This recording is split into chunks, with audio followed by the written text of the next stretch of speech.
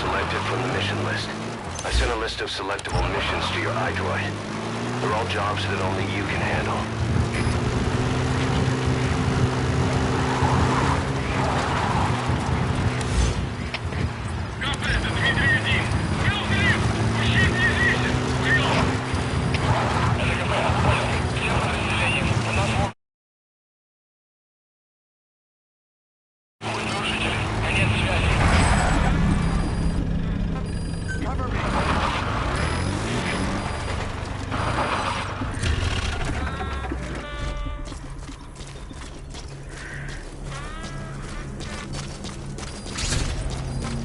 Fire!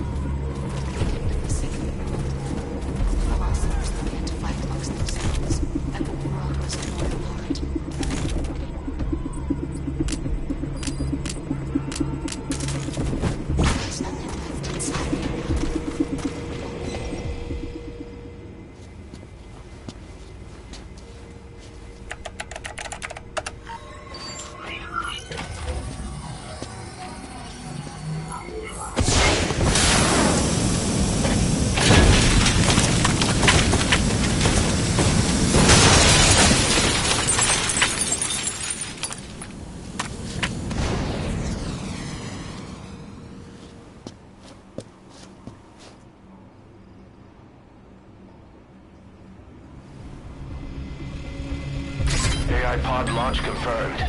We'll pick it up. I wonder what kind of secrets are buried in it. I'll let you know if we learn something. Got a report from the intel team. Remember how the man on fire was crushed by Sahelanthropus? Well, the Soviets recovered his body. Could he really be dead? Boss, head for Yaha Ovu's supply outpost and secure the man on fire's body. If Skullface was right, and a thirst for revenge can turn a man into a demon and keep the dead alive, then this man on fire who's been coming after us ever since you woke up, Well, that just might be what's left of our old friend Volgin.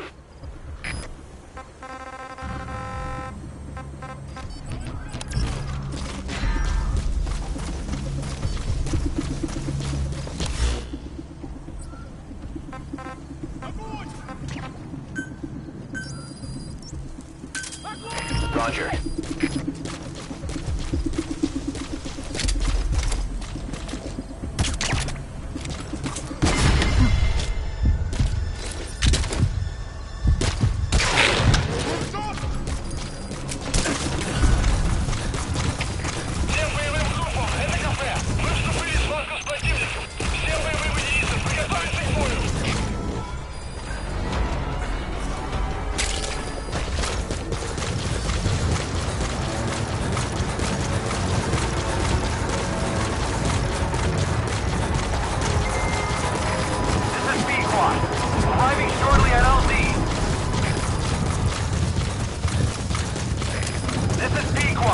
Have arrived at LZ.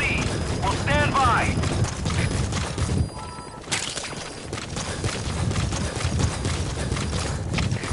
КП-110. Потерял противника. Ищу последние точки соприкосновения. Прием. Это КП. Понял. Проверьте, но осторожно. Конец связи.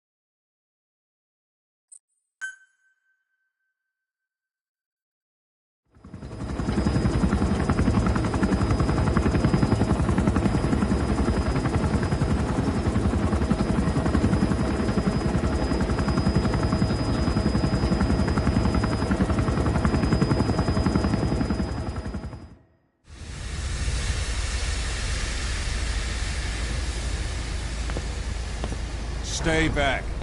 It's too dangerous. Hey. Back up, kid.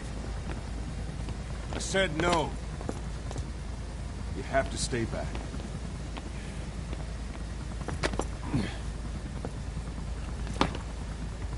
Some things can't be helped.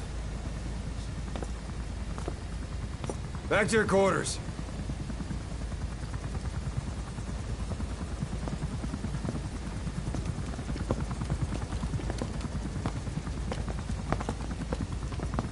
What's going on? Shabani. Mayaka 9 Kingo ya Shabani. It's down there. Hey, the tank at the bottom is filled with chlorine disinfectant. One whiff and you'll suffocate.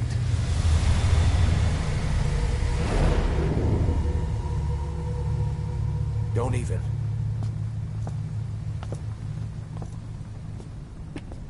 How could you let it fall down there anyway?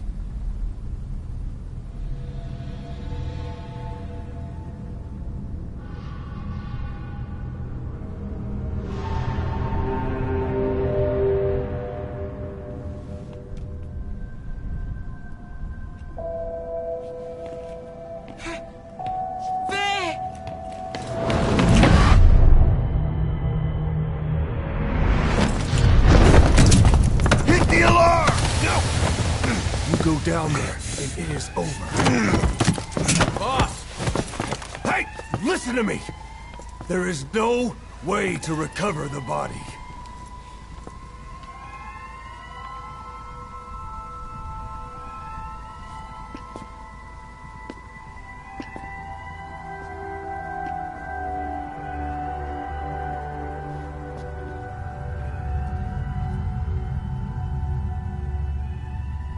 What kind of stunt was that? Trying to panic us?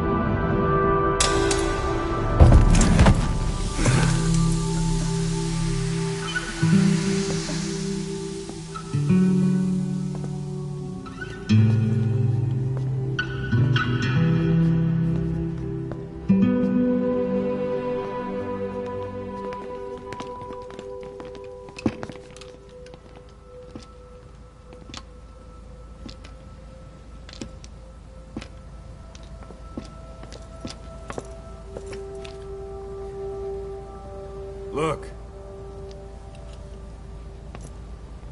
Here.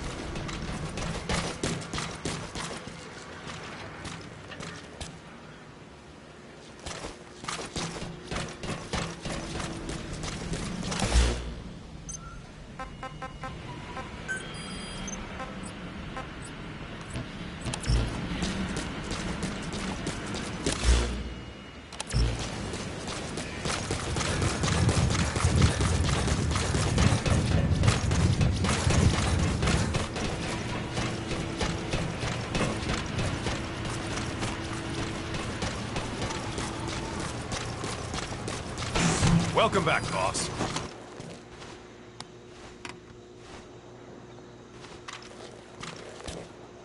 What is it, Snake?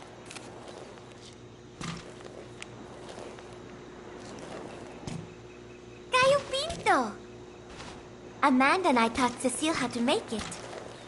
She picked it up so fast. I was really surprised. I guess Parisians have cooking in the blood. Are Cecile and Amanda doing okay? I wonder why they haven't visited. My head! It hurts.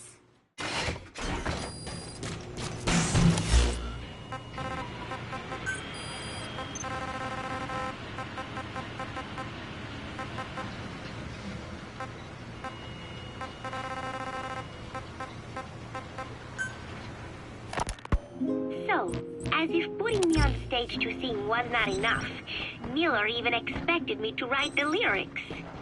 He even said he had thought of the title already. Love Deterrence. As if he had done the hard part. Deterrence. Love.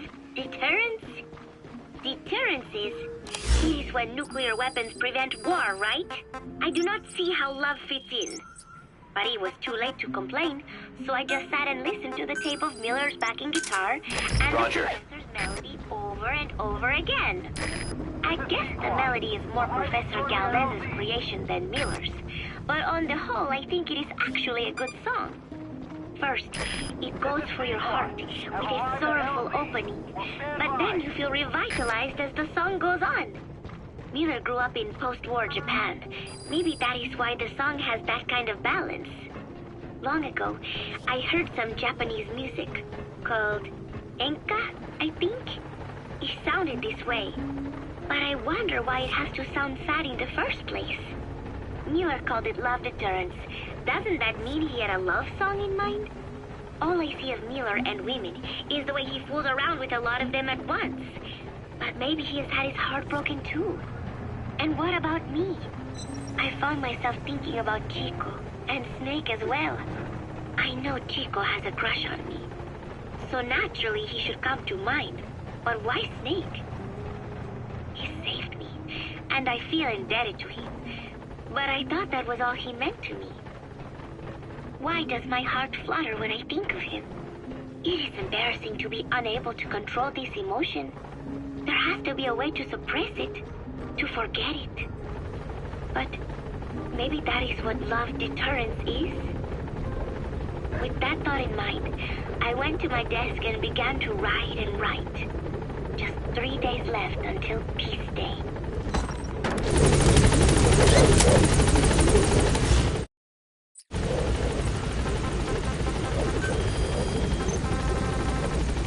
Gaining altitude.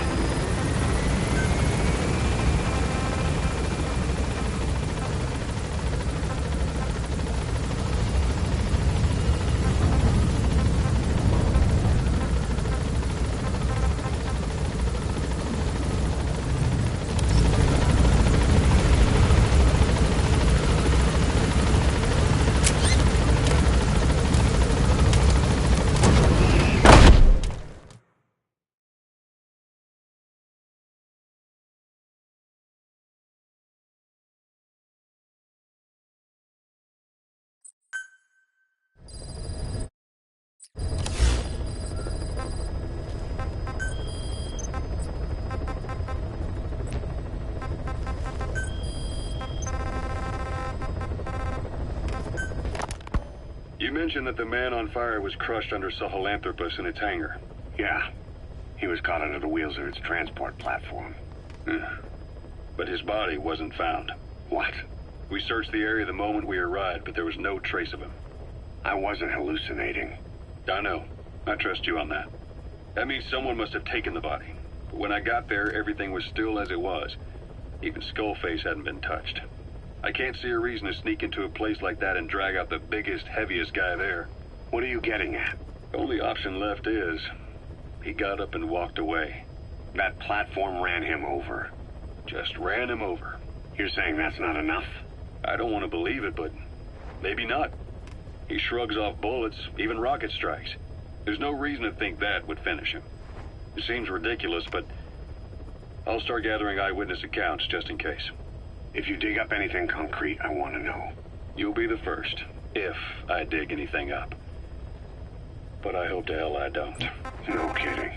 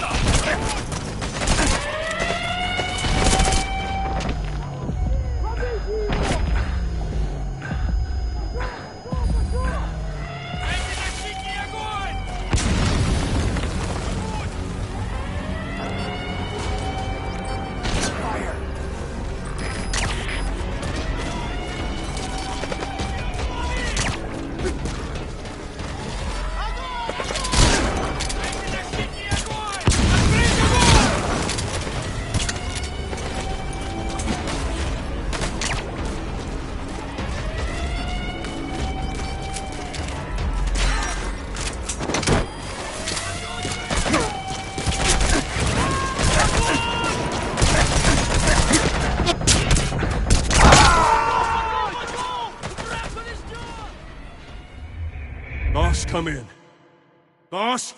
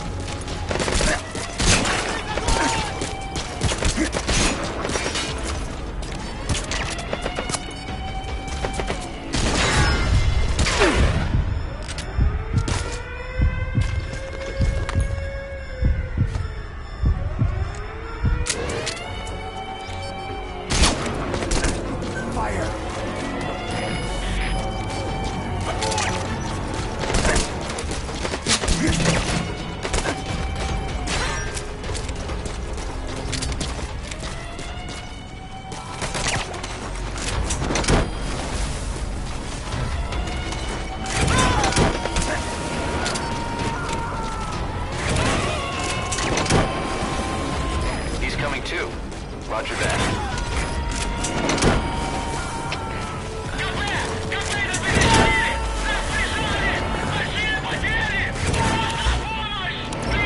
Subject on board.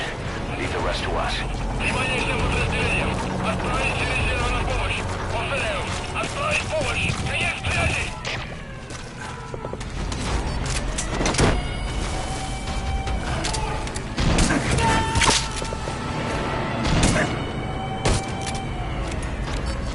He's coming too. Roger that.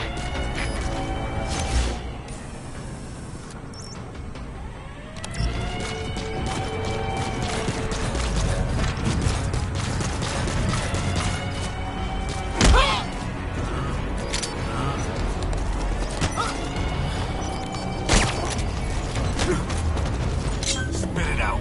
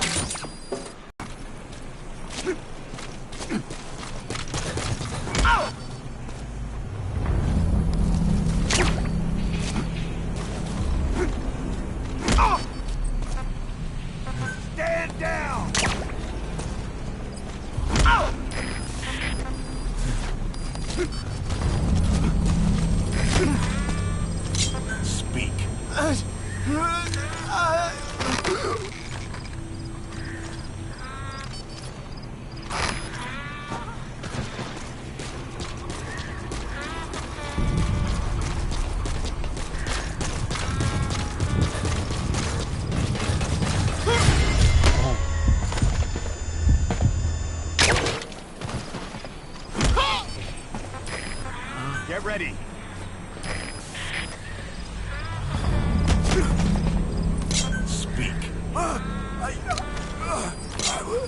my command. Fire!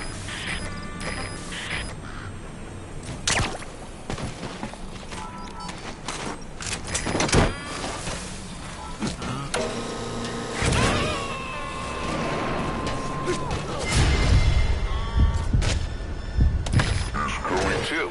Roger that.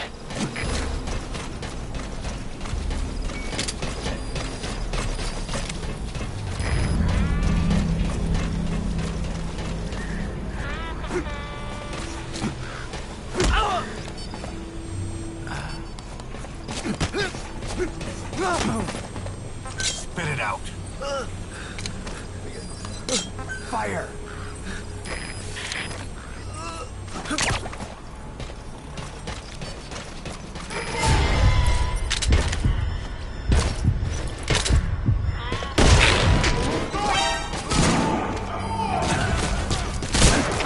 Всем боевым группам! Это кафе! Анастрополис! Всем подразделениям занять боевые позиции!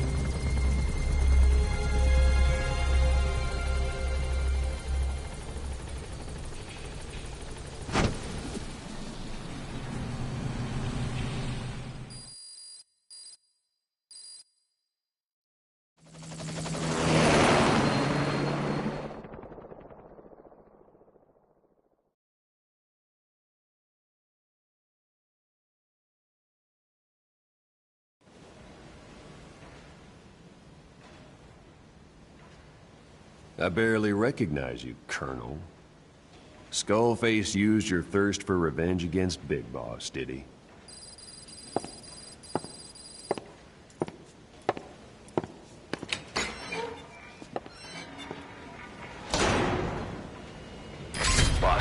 I've updated the mission list. We've received some new job offers. The details are on your iDroid.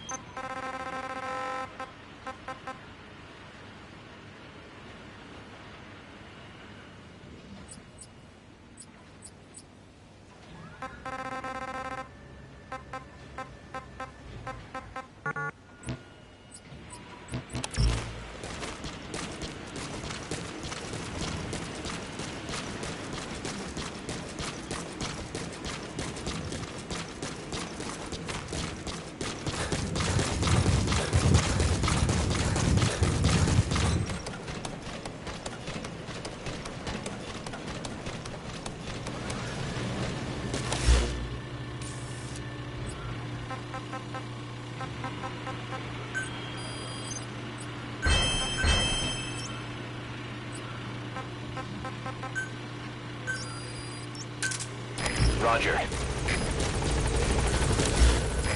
This is B-Quad. Arriving shortly at LZ.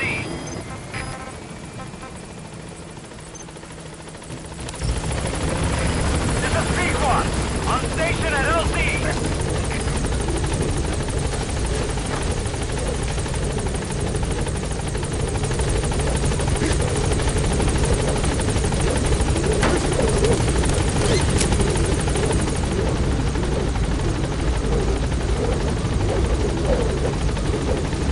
Gaining altitude.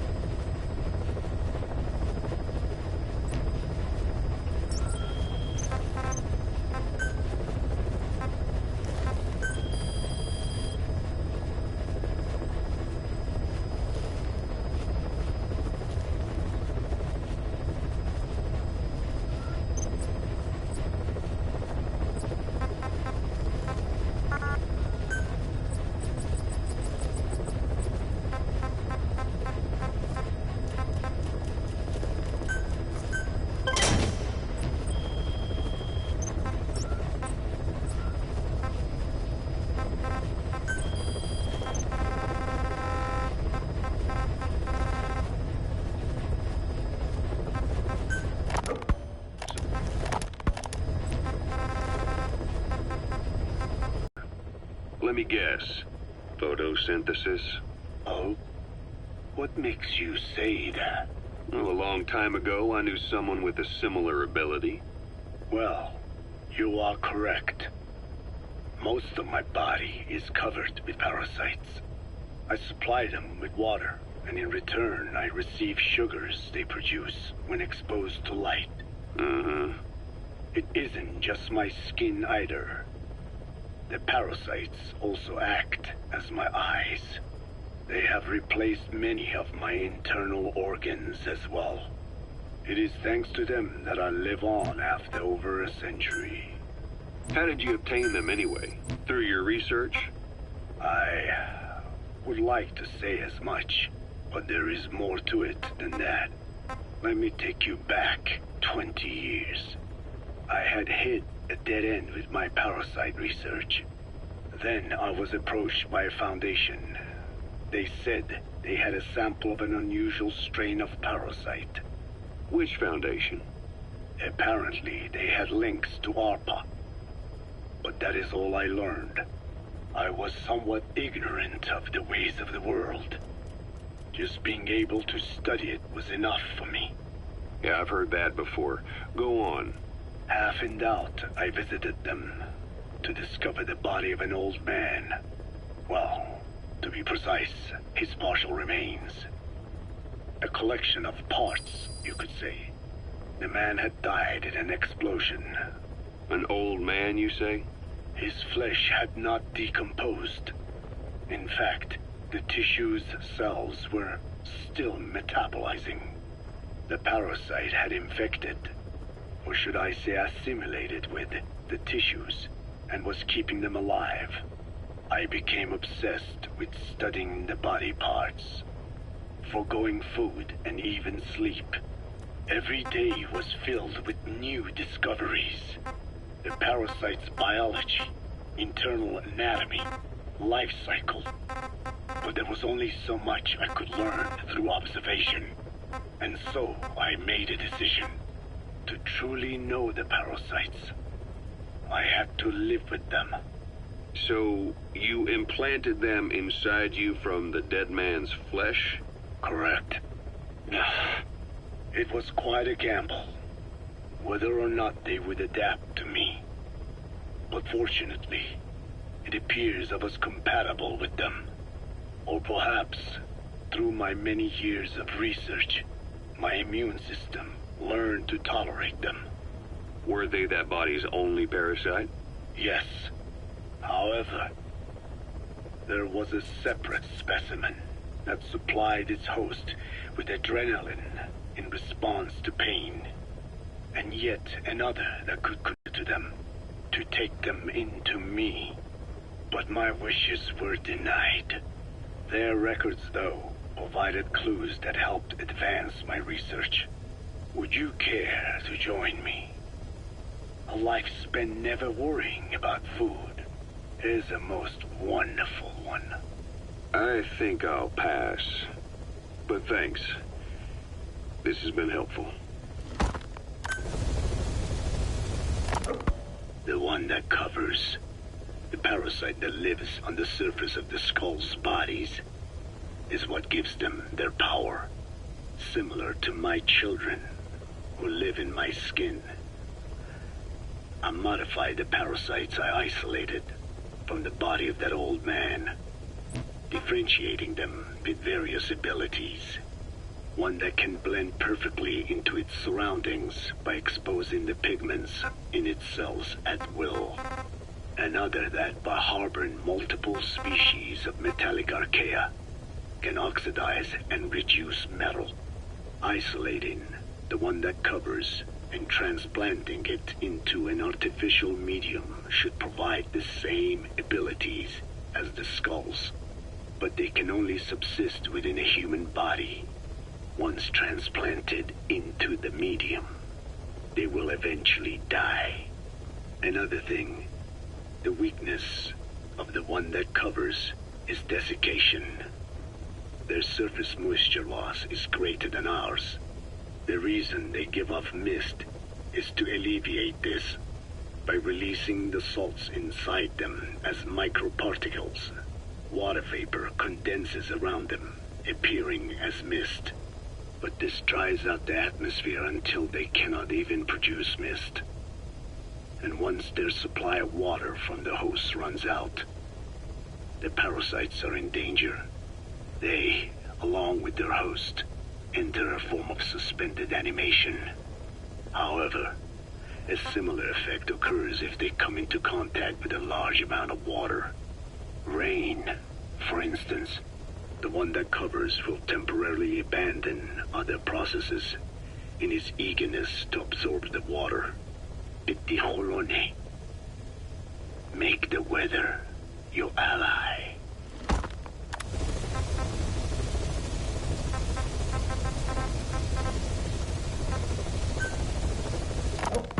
There's something I've been wondering. Why are you called Code Talker? During World War II, the U.S. military used the languages of different tribes, including the Navajo, as codes, right? I know the term Code Talker was used to mean people sent to the battlefield to speak in those codes. Were you one of them? Our mother tongue was indeed used for war. But I did not go. I was already over the conscription age. However, I was made to help craft the codes that were spoken. So in a wider sense, you could call me a code talker for that. Navajo is a complex language, and virtually no one outside the U.S. speaks it. They must have thought it was the perfect language to use as a code. Yeah, in the end, the Japanese never cracked it. The cipher is king in information warfare. Of course, they didn't simply speak in Navajo. They created substitutions for words according to a code book, and then translated those into our language. Young Diné was sent to the front lines of the Pacific Theater as code talkers. To fight is an honor for the Diné. They were the pride of our people. But I cannot say this history brings me joy. Words are alive. When they are spoken, life is breathed into them. They become a part of the listener. Our words were transformed into lifeless ciphers and used for war. This, after the Black Ana spent generations suppressing the language. Yeah, I'm sorry. So I guess we shouldn't be calling you Code Talker, huh? No, I do not mind. The reason Skullface called me Code Talker was because I also am responsible for coding language into the vocal cord parasites. I am the same as those young warriors, used for a cipher's sake. I must never forget that. The name, Code Talker, is a lesson carved into my being. You said Skullface ordered you to weaponize the vocal cord parasites. But you also said he wasn't the reason. And he wasn't. I was seduced by the parasites. That is a fact. How? You mean from your curiosity as a scientist? That I cannot deny. But there is more to it. The story goes back to the 19th century, to my earliest memory. One day, a man from the government visited our Hogan, our home. I cried as he yanked me from my mother's arms and took me away to an Indian boarding school. From that day forward, I became George. This was the name my teacher gave me. I was forced to give up my Diné name, forbidden from speaking anything but English. If we dared utter a word of filth